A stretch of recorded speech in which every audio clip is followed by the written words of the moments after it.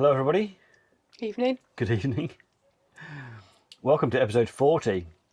I can't believe 40 episodes. We've been working on Wanda, rebuilding her.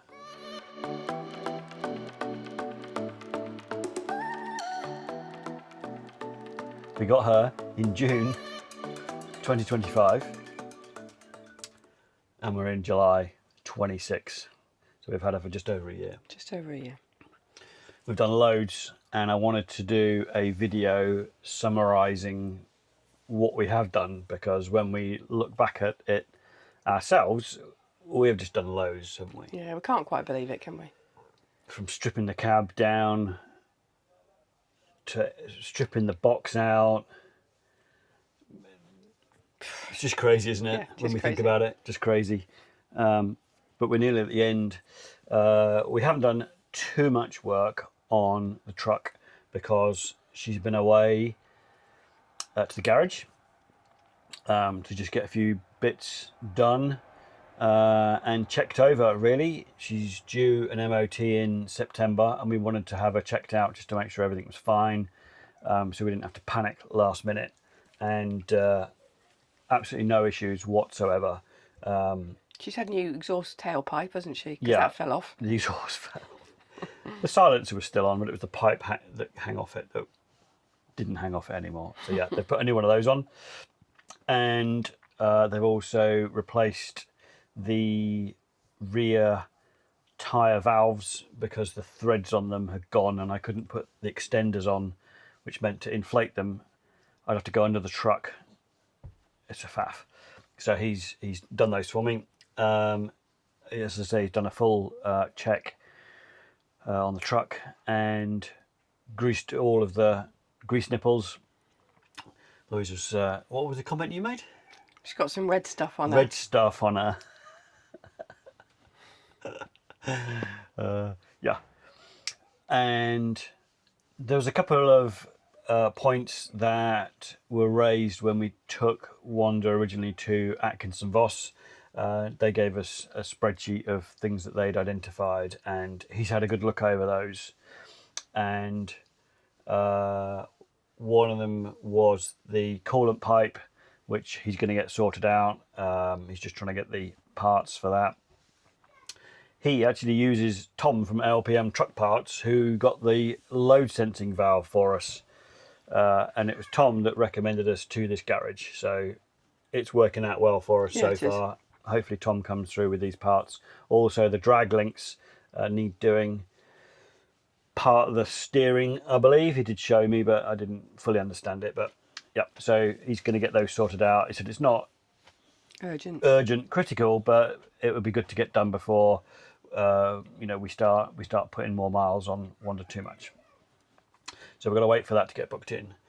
So that's kind of why we haven't really been doing an awful lot. They've had her for 2 weeks now. We picked her up today, being the Friday the second week. But before she went, we did put the roof rack on the roof. We have a little bit more progress on Wanda. We've refitted the roof rack after it's been sat on the front of the house for 6 months. So I'm just in the process of bolting it down. Cargo net's a bit saggy at the minute, but yeah, let's get up and show you. This is what it looks like from the top. So we've had this cargo net custom made. We just tie wrapped it on for this minute because we're going to rope it down, aren't we? Yeah. So at the minute it's touching the top of the truck, so we'll need to do something with that. Maybe put an extra cross brace across the middle or something, I don't know. But it's higher than the solar panels, which I thought I maybe messed up on the measurements, but Louise says that's a good thing because it'll stop any trees from hitting the front of the panels. Yeah, from getting the things. And I've just noticed that these brackets are just twisted when I've tightened them up, so I need to address those before I go and do the other ones. And then we've got these front brackets to tighten back up again. They don't quite line up until the plate is fully on, so we need to just fiddle around with those. We would have liked to have painted the cab again. We just didn't have the weather though, did we? No. So we had to move the roof rack. So rather than moving it, we thought we'd just put it on. And our neighbours helped us out. A couple of burly blokes from down the road. And we got it on. It's actually not too bad, was it? No, it wasn't too bad at all between the 5 of us. And then this evening we have removed some eye bolts from the back of the box. And they were originally for a awning, canopy, sail.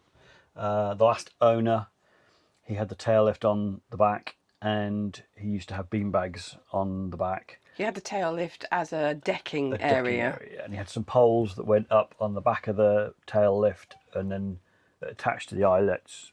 Anyway, we didn't want them, and it didn't help that the bolts came all the way through the habitation box. And anybody that knows anything about trucks or camper vans will know about thermal bridging. It's basically where you have a piece of metal which connects the inside to the outside. So the problem you get is when it's cold outside, the metal cools down, and then if it's warm inside the box, the hot air will condense on the cold metal that sticks through the box, and then you get water forming, which you don't want obviously on the inside of the box. So that was another reason we had to take them out. So they've gone.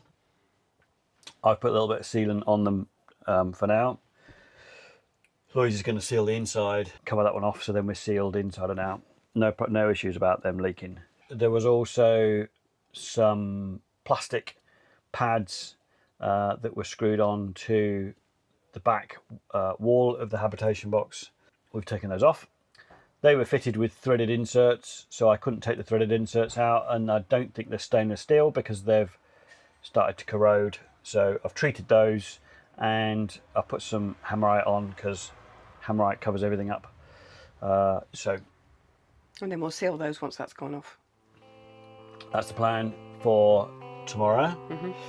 We also want to paint the back of the box.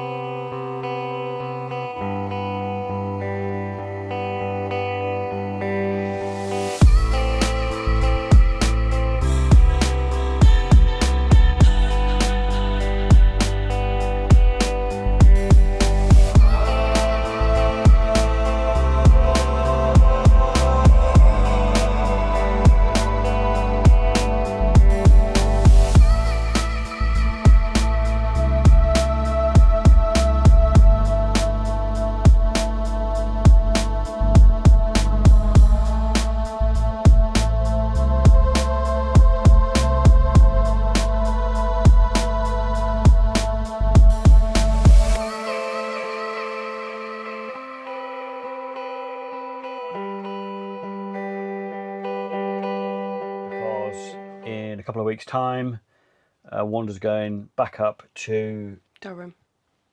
Thank you. Always forget where it is. Back up to Durham to have the wheel carrier fitted.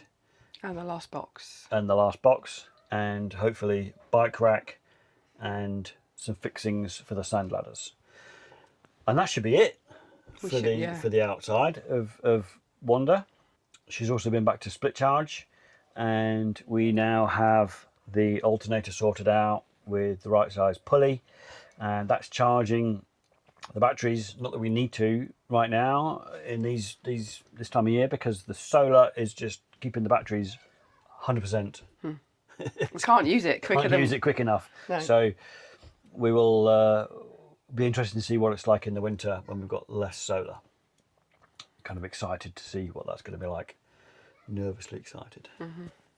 I'm going to carry on working in the background, putting a video together of what we've done so far. Compared to what we used to look like. Yeah, starting from the beginning, basically what we've done, and I'll cover it off in a snapshots. So if anybody's got anything particular that they want to see again, or they're interested in, then drop us a comment. If anybody's got any questions about what we've done, drop us a comment. If you like these videos, give us a thumbs up, and please like and subscribe. Thanks for watching. Hope you enjoy. Bye. Bye.